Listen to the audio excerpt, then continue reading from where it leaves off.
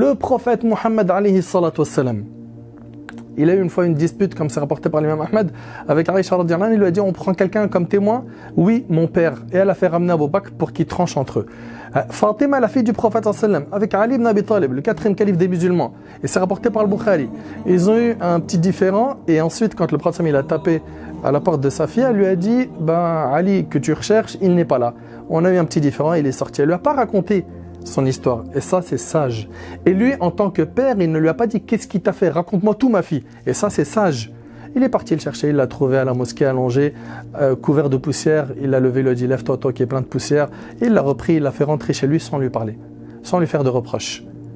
Donc, le prophète, alayhi salatu wassalam, il a eu des disputes. Et il n'est pas le seul. De même, les compagnons, radiyallahu anhum, il y a un homme qui est venu voir Omar ibn Khattab, radiyallahu anhu, pour se plaindre de sa femme. Se plaindre de sa femme qui élevait le ton. Et quand il part voir Omar ibn Khattab, il tape chez Omar et il voit que Omar vit la même chose.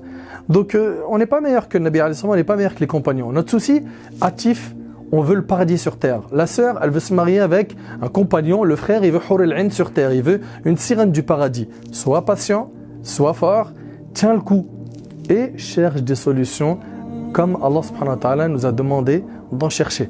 Comment? Par le dialogue.